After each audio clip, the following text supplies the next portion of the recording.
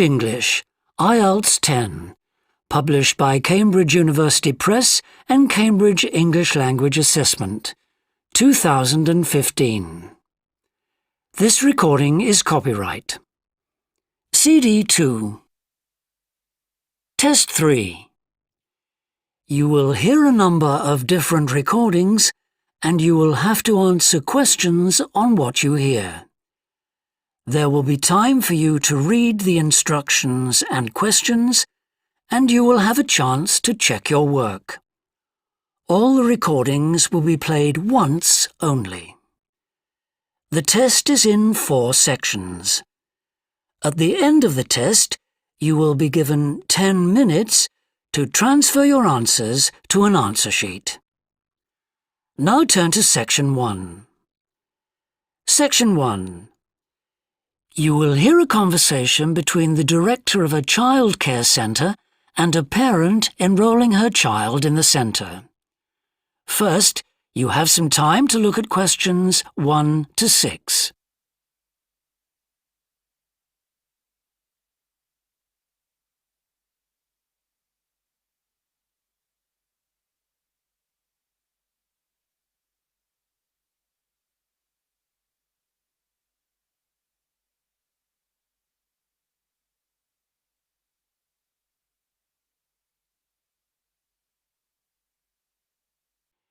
Now we shall begin.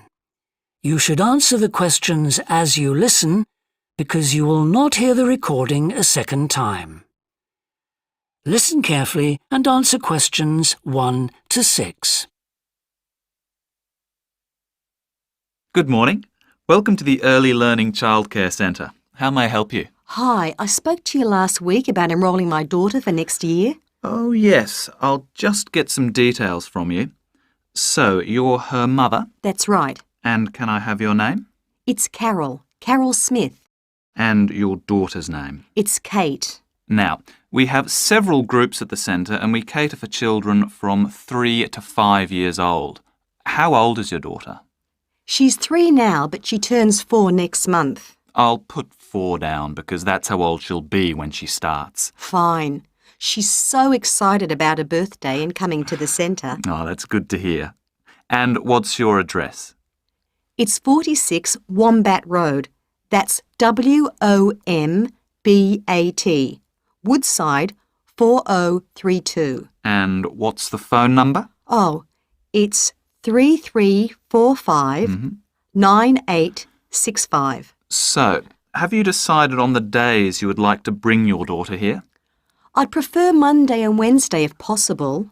I'll check. Monday's fine, but I think the centre is already full for Wednesday. Yes. Sorry, it seems to be a very popular day. We can offer you a Thursday or a Friday as well. Oh dear. I suppose Thursday would be all right because she has swimming on Friday. OK, got that. Because a lot of parents work, we do offer flexible start and finish times. We're open from 7:30 in the morning until 6 o'clock at night. What time would you like your daughter to start? I need to get to work in the city by 9, so I'll drop her off at 8:30. You're pretty close to the city here, so that should give me plenty of time to get there. That's fine. Now, we also need to decide which group she'll be in. We have 2 different groups and they're divided up according to age. There's the green group, which is for 3 to 4-year-olds, and then there's the red group, which is for 4 to 5-year-olds. She's quite mature for her age and she can already write her name and read a little. Well, I'll put her in the red group and we can always change her to the green one if there are any problems. That sounds fine. OK, let's move on to meals. We can provide breakfast, lunch and dinner. As she's finishing pretty early, she won't need dinner. Will you give her breakfast before she comes? Yes, she'll only need lunch. Before you hear the rest of the conversation, you have some time to look at questions 7 to 10.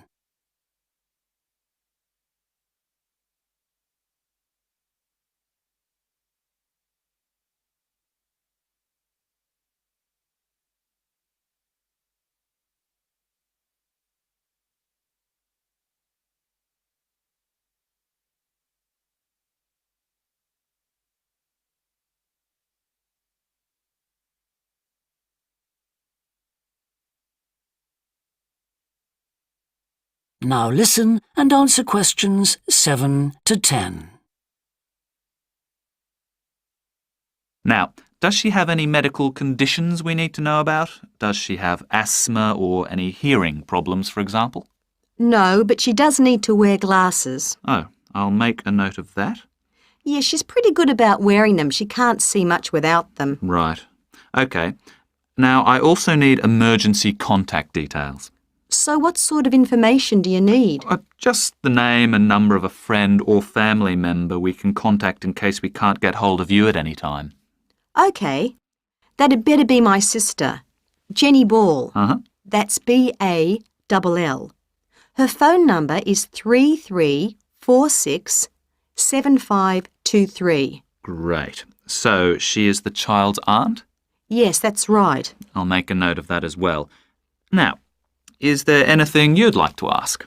What about payment? How much are the fees each term? Well, for 2 days and the hours you've chosen, that will be $450 altogether. OK, and do I have to pay that now? No, we send out invoices once the children start at the centre. You can choose to pay at the end of each term, or we do offer a slightly discounted rate if you pay every month. Oh, I'll do that then. I find it easier to budget that way, and I'm not used to the term dates just yet. Good. It makes it a lot simpler for us as well. Well, that's everything. Would you like me to show you around the centre? We can go. That is the end of section 1. You now have half a minute to check your answers.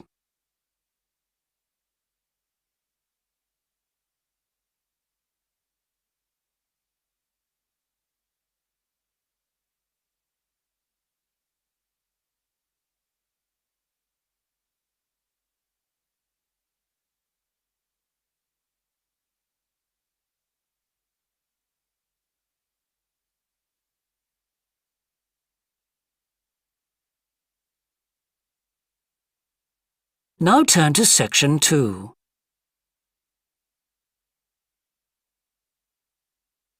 Section 2. You will hear a woman called Alice Bustle talking on the radio about the Dolphin Conservation Trust, an organisation which tries to protect dolphins. First, you have some time to look at questions 11 to 15.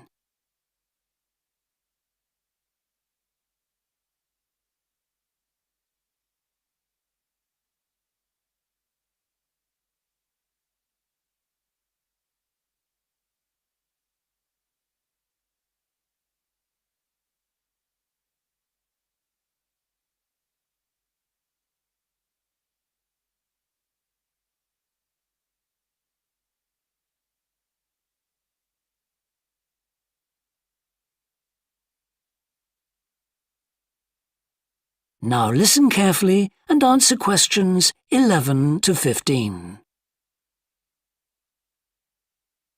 Today we're pleased to have on the show Alice Bustle from the Dolphin Conservation Trust. Tell us about the trust, Alice. Well, obviously its purpose is to protect dolphins in seas all around the world. It tries to raise people's awareness of the problems these marine creatures are suffering because of pollution and other threats. It started 10 years ago and it's one of the fastest growing animal charities in the country, although it's still fairly small compared with the big players in animal protection. We're particularly proud of the work we do in education. Last year, we visited a huge number of schools in different parts of the country, going round to talk to children and young people aged from 5 to 18. In fact, about 35% of our members are children. Oh. The charity uses its money to support campaigns, for example, for changes in fishing policy and so forth. It hopes soon to be able to employ its first full-time biologist with dolphin expertise to monitor populations. Of course, many people give their services on a voluntary basis, and we now have volunteers working in observation, office work and other things. I should also tell you about the award we won from the Charity Commission last year for our work in education. Although it's not meant an enormous amount of money for us, it has made our activities even more widely publicised and understood. In the long term, it may not bring in extra members, but we're hoping it'll have this effect. Is it possible to see dolphins in UK waters? Yes, in several locations. And we have a big project in the east part of Scotland. This has long been a haven for dolphins because it has very little shipping. However, that may be about to change soon because oil companies want to increase exploration there. We're campaigning against this because although there'll be little pollution from oil, exploration creates a lot of underwater noise. It means the dolphins can't rest and socialise. This is how I became interested in dolphin conservation in the first place. I had never seen one, and I hadn't been particularly interested in them at school. Then I came across this story about a family of dolphins who had to leave their home in the Moray Firth because of the oil companies, and about a child who campaigned to save them. I couldn't put the book down. I was hooked. Before you hear the rest of the talk, you have some time to look at questions 16 to 20.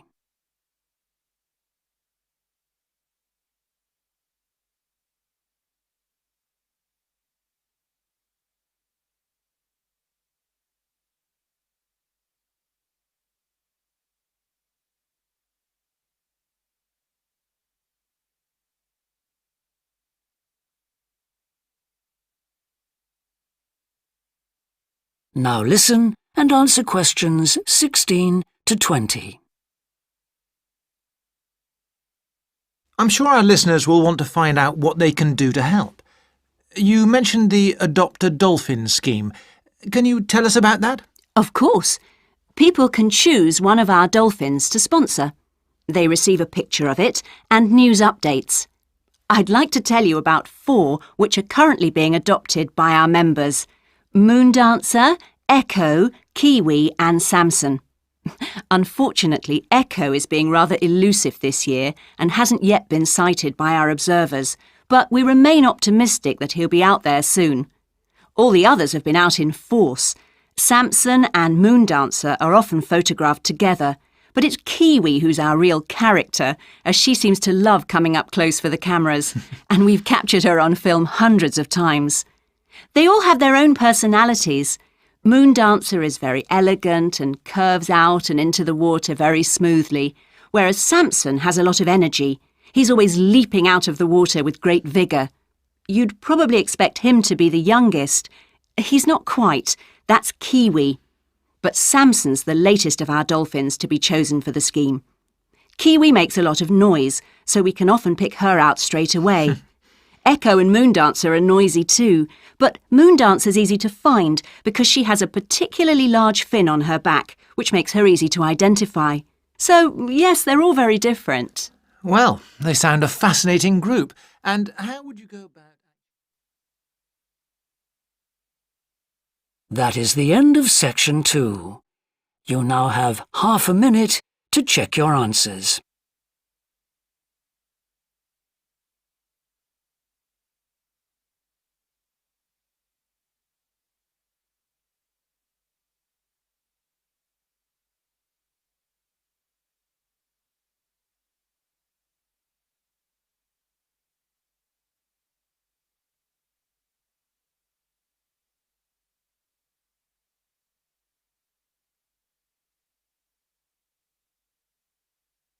Now turn to section 3.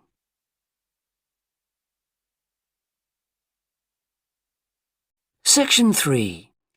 You will hear a student called Rob, who is in the first year of a theatre studies course, talking to another student called Mia, who's in the 4th year of the same course.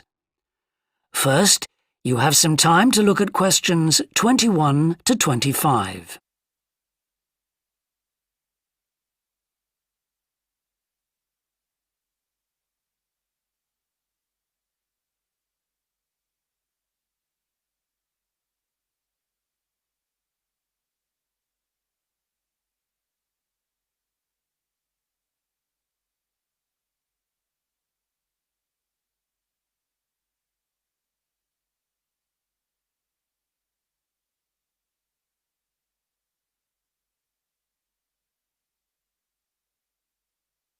Now listen carefully and answer questions 21 to 25.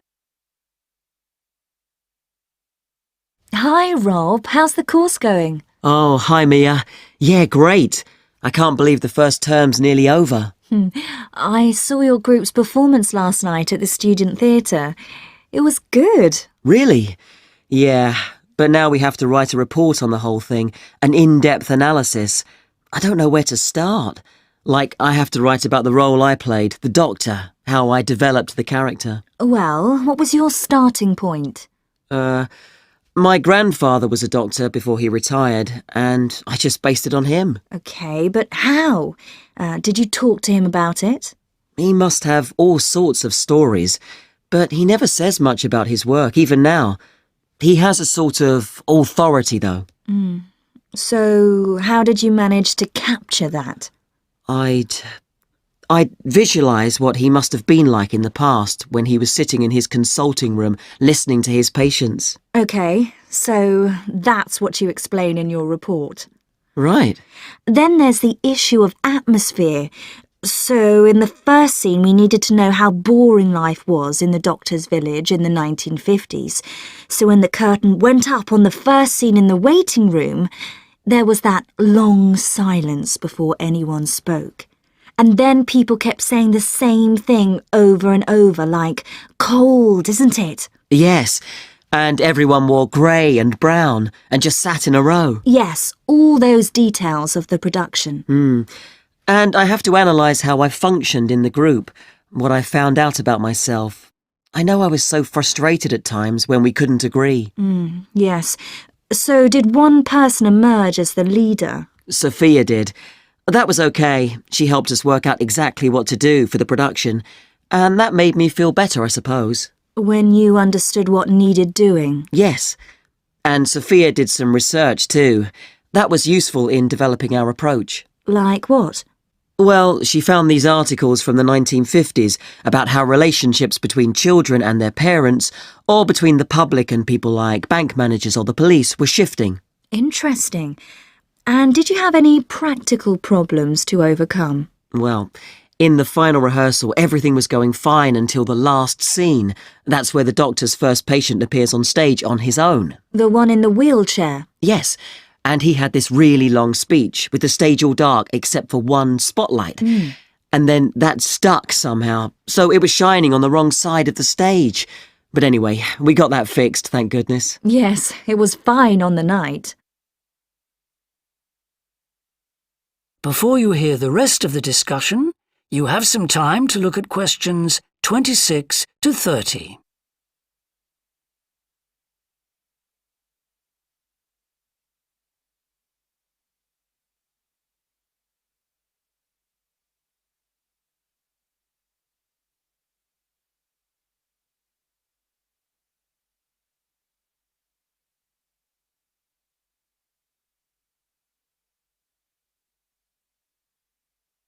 Now listen and answer questions 26 to 30. But while you're here, Mia, I wanted to ask you about the year abroad option. Would you recommend doing that? Yes, definitely. It's a fantastic chance to study in another country for a year. I think I'd like to do it, but it looks very competitive. There's only a limited number of places. Yes. So, next year, when you're in the second year of the course, you need to work really hard in all your theatre studies modules. Only students with good marks get places. You have to prove that you know your subject really well. Right. So how did you choose where to go? Well, I decided I wanted a programme that would fit in with what I wanted to do after I graduate. So I looked for a university with emphasis on acting rather than directing, for example. It depends on you. Then about 6 months before you go, you have to email the scheme coordinator with your top 3 choices. I had a friend who missed the deadline and didn't get her first choice, so you do need to get a move on at that stage. You'll find that certain places are very popular with everyone. And don't you have to write a personal statement at that stage? Yes. Right. I'll get some of the final year students to give me some tips. Maybe see if I can read what they wrote. I think that's a very good idea. I don't mind showing you what I did. And while you're abroad, don't make the mistake I made. I got so involved I forgot all about making arrangements for when I came back here for the final year. Make sure you stay in touch so they know your choices for the optional modules. You don't want to miss out doing your preferred specialisms. Right. That is the end of section 3. You now have half a minute to check your answers.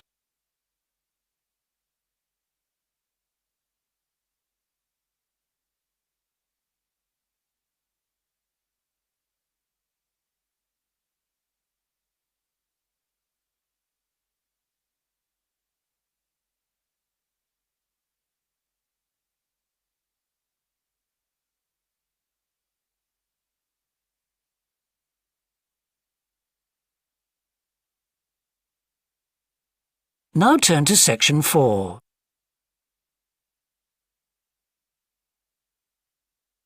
Section 4. You will hear part of a lecture about leadership introducing a theory called self-regulatory focus theory. First, you have some time to look at questions 31 to 40.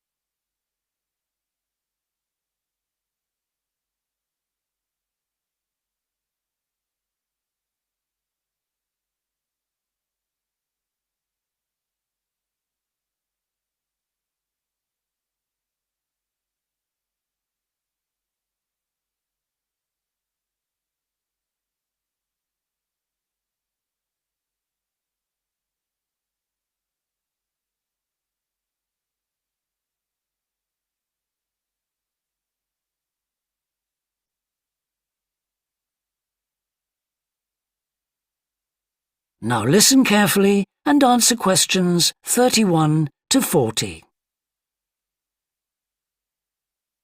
Today, I want to talk about self-regulatory focus theory and how the actions of leaders can affect the way followers approach different situations. Self-regulatory focus theory is a theory developed by Torrey Higgins. He says that a person's focus at any given time is to either approach pleasure or avoid pain. These are two basic motivations that each and every one of us has, and they cause us to have different kinds of goals. Promotion goals in different life situations emphasize achievement. Prevention goals are oriented towards the avoidance of punishment. In a specific situation, our thoughts might focus more on promotion goals or more on prevention goals. The theory suggests that two factors affect which goals we are focusing on. First, there is a chronic factor. This factor is connected to a person's personality and says that each person has a basic tendency to either focus more on promotion goals or focus more on prevention goals as part of his or her personality. Second, there is a situational factor, which means that the context we are in can make us more likely to focus on one set of goals or the other. For example, we are more likely to be thinking about pleasure and to have promotion goals when we are spending time with a friend. In contrast, if we are working on an important project for our boss, we are more likely to try to avoid making mistakes and therefore have more prevention goals in our mind. Research has shown that the goals we are focusing on at a given time affect the way we think. For example, When focusing on promotion goals, people consider their ideal self, their aspirations and gains. They don't think about what they can lose, so they think in a happier mode. They feel more inspired to change.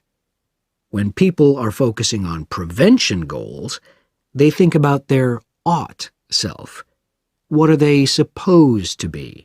What are people expecting from them?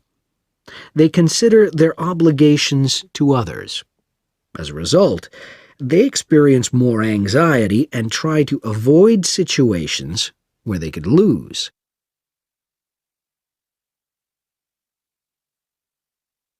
Now that I have talked about the two focuses and how they affect people, I want to look at the idea that the way leaders behave, or their style of leading, can affect the focus that followers adopt in a specific situation.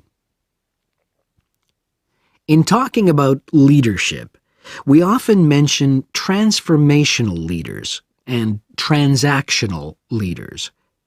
Transformational leaders, when interacting with their followers, focus on their development. In their words and actions, transformational leaders highlight change. Their speech is passionate and conveys a definitive vision.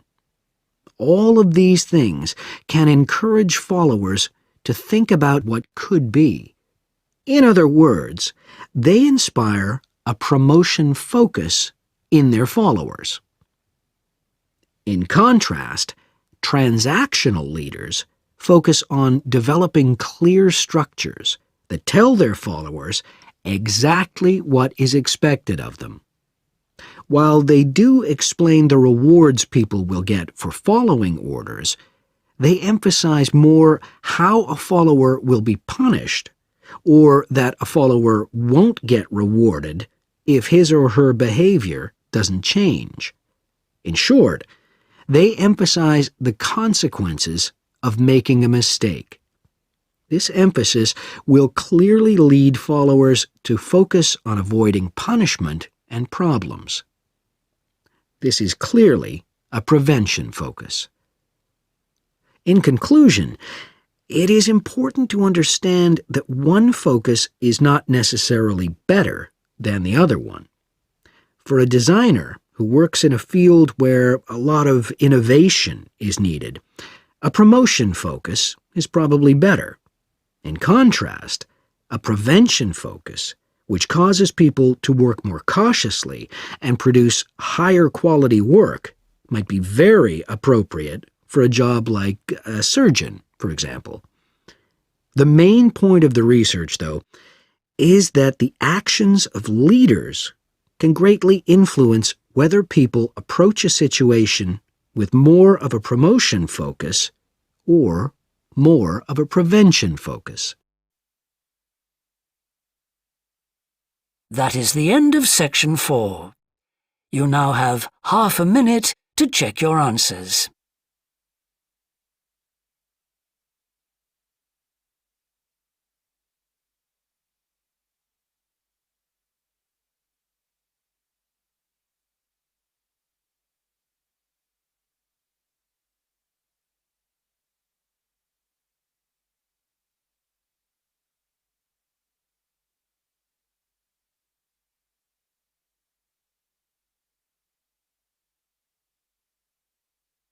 That is the end of the listening test. In the Ielts test, you would now have 10 minutes to transfer your answers to the answer sheet.